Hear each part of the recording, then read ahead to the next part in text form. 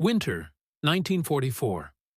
The war in the Pacific still raged, but thousands of Japanese soldiers were already prisoners of war, captured on distant islands and transported across the vast Pacific Ocean. They expected the worst: starvation, torture, humiliation.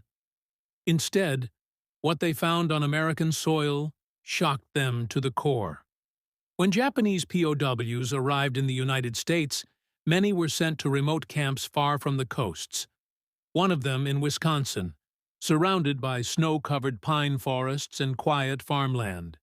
Here, they saw something they could never have imagined: clean barracks, heating stoves, and even smiling guards offering them food. Their first meal was unforgettable. Not rice or fish, but hamburgers, fried potatoes, and a sweet drink they had never seen before: Coca-Cola. Some laughed nervously, others hesitated to eat, and a few, hardened by years of imperial training, burst into tears. They couldn't understand. Why would the enemy feed us like this? Under the Geneva Convention, the U.S. military was required to treat POWs humanely. But beyond that, American officers believed that showing decency could break the cycle of hatred. The Japanese soldiers, who had been told Americans were demons, now saw kindness, warm blankets, medical care, and even lessons in English. Many began to question everything they had been taught about the outside world. Local farmers near the camp were initially afraid, until they met the POWs. The prisoners were often assigned to work on nearby farms, harvesting crops or chopping wood. American families shared sandwiches and coffee with them during breaks. Slowly, mutual respect began to grow. One Wisconsin farmer later said, "They worked hard. They were polite. After a while, I forgot they were the enemy."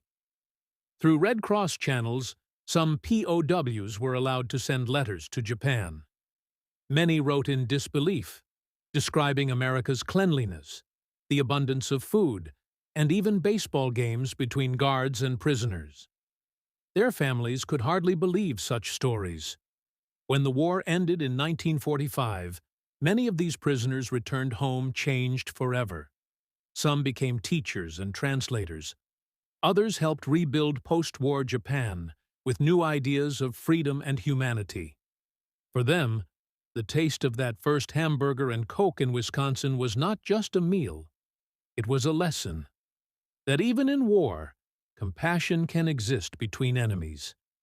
This is not just a story about prisoners.